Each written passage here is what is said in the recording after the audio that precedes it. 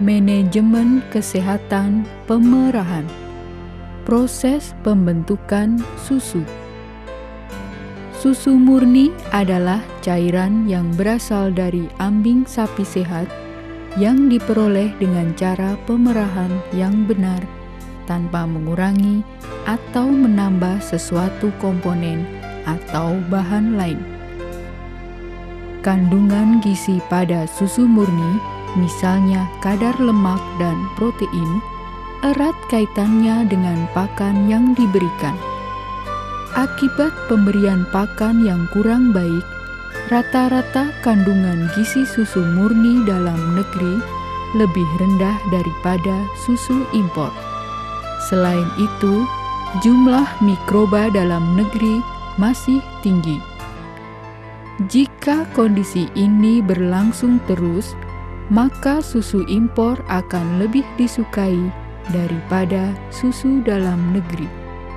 Di dalam tubuh sapi, air susu dibuat oleh kelenjar susu di dalam ambing.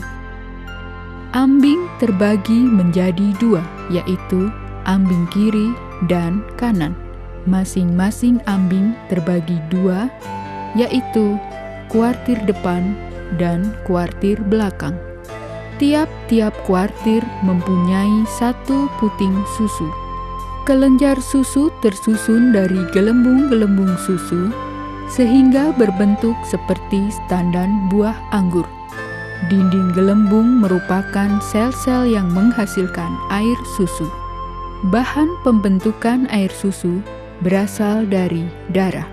Air susu mengalir melalui saluran-saluran halus dari gelembung susu ke ruang kisterna dan ruang puting susu. Dalam keadaan normal, lubang puting susu akan tertutup. Lubang puting menjadi terbuka akibat rangsangan syaraf atau tekanan, sehingga air susu dari ruang kisterna dapat mengalir keluar. Gerakan menyusui dari pedet, usapan atau basuhan air hangat pada ambing merupakan rangsangan pada otak melalui jaringan syaraf. Selanjutnya, otak akan mengeluarkan hormon oksitosin ke dalam darah. Hormon oksitosin menyebabkan otot-otot pada kelenjar susu bergerak dan lubang puting membuka, sehingga susu mengalir keluar. Penting diingat, hormon oksitosin hanya bekerja selama 6-8 menit.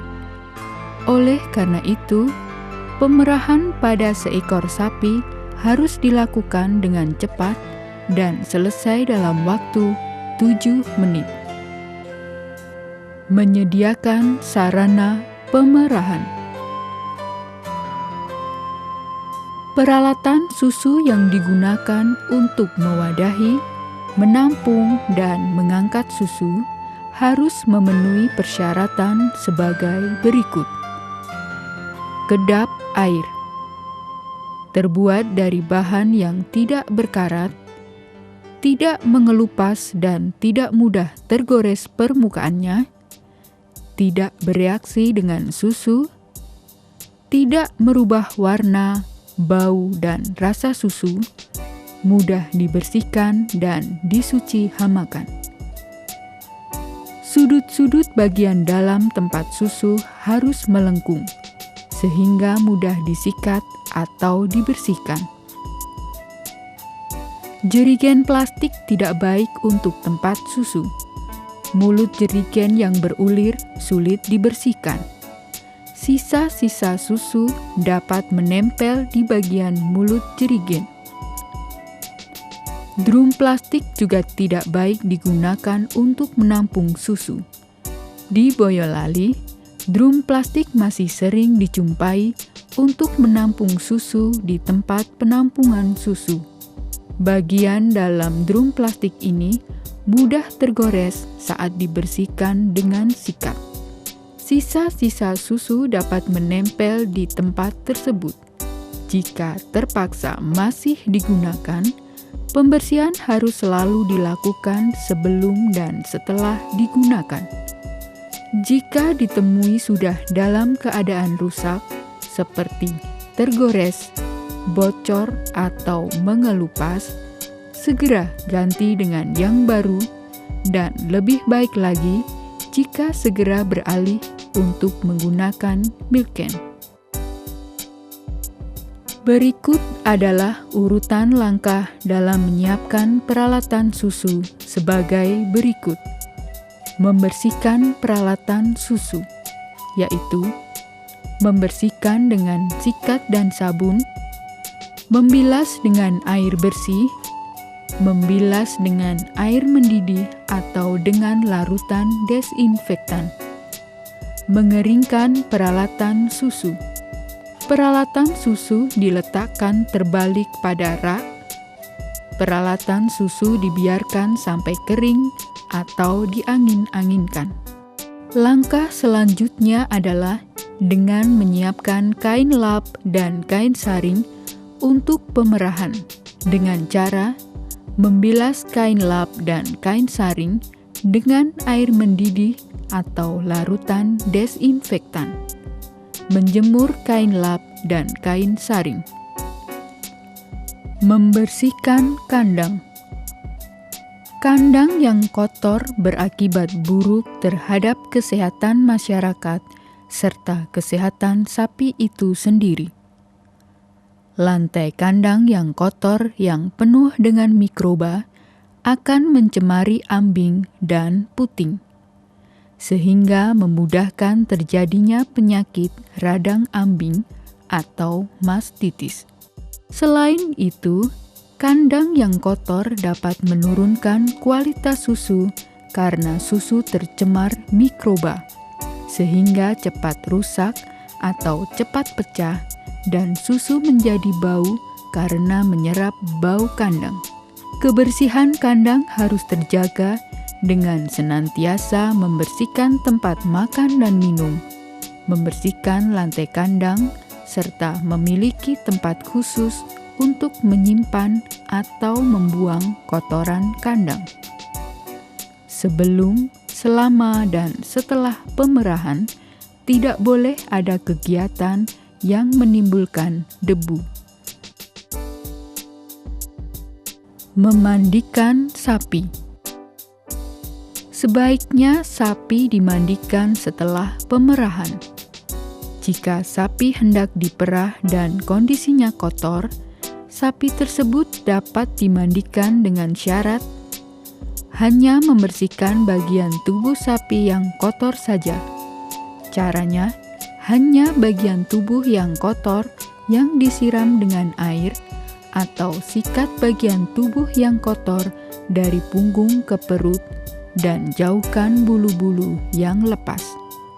Ambing tidak ikut dibersihkan kecuali kondisi sangat kotor untuk mencegah keluarnya hormon oksitosin terlalu dini. Persiapan pemerahan. Pemerahan yang baik dilakukan dengan cara dan alat yang bersih. Mempersiapkan kebersihan diri sebelum memerah, yaitu pemerah dalam keadaan sehat. Kuku harus pendek. Kuku yang panjang dapat melukai ambing atau puting. Pakaian harus bersih. Mencuci tangan sebelum memerah dan cuci kembali jika akan memerah sapi yang lain.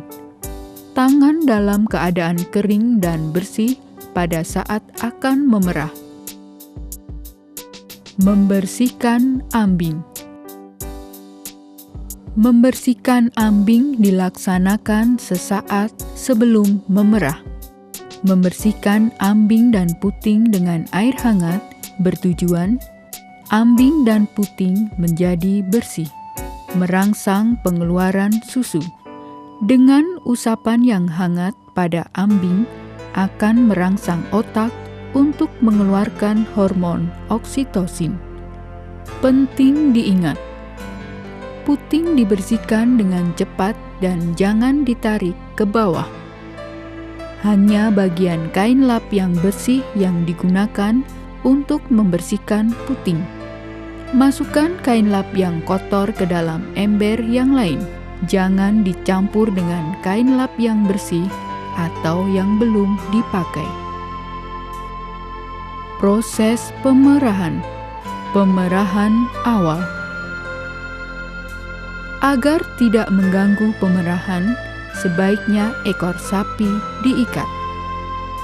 Sebagai awal, keluarkan 3-4 pancaran susu dari masing-masing puting dengan tujuan mengeluarkan susu yang kotor, karena mikroba berkumpul pada susu yang pertama kali diperah. Mengetahui keadaan susu, termasuk mengetahui apakah susu mastitis apa tidak, dan merangsang pengeluaran susu. Pemerahan dimulai dari sapi atau ambing yang sehat, sedangkan sapi yang terkena mastitis diperah terakhir. Cara memerah yang dianjurkan. Dianjurkan memerah dengan menggunakan seluruh tangan atau metode genggam atau full hand. Caranya, memerah dengan cara menekan jari satu persatu secara berurutan. Tiap kali tangan terbuka, rongga puting kembali terisi susu. Tangan kiri dan tangan kanan memerah susu secara bergantian. Kuartir depan diperah terlebih dahulu.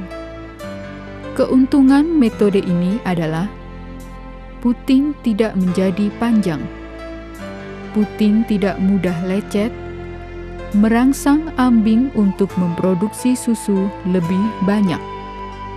Tidak perlu menggunakan pelicin atau vaselin agar puting lebih mudah disuci hamakan dengan desinfektan. Penularan penyakit dari sapi yang terkena mastitis dapat dihindari. Cara memerah yang tidak dianjurkan.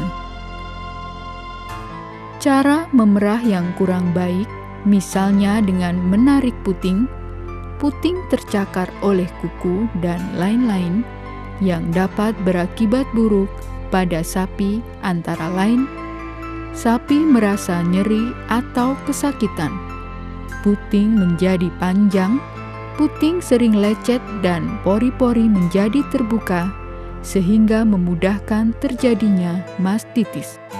Bila terus-menerus menggunakan pelicin atau vaselin, penularan penyakit sulit dihindari. Suci hama puting. Setelah selesai memerah keempat ambing pada satu ekor sapi, puting harus langsung disuci hamakan dengan menggunakan larutan desinfektan. Karena pada saat ini, lubang puting masih membuka. Caranya, puting direndam di dalam larutan desinfektan selama beberapa detik. Keuntungan melakukan suci hama puting. Walaupun lubang atau mulut puting terbuka, mikroba tidak dapat masuk ke dalam puting. Dengan kondisi ini, mastitis dapat dihindari.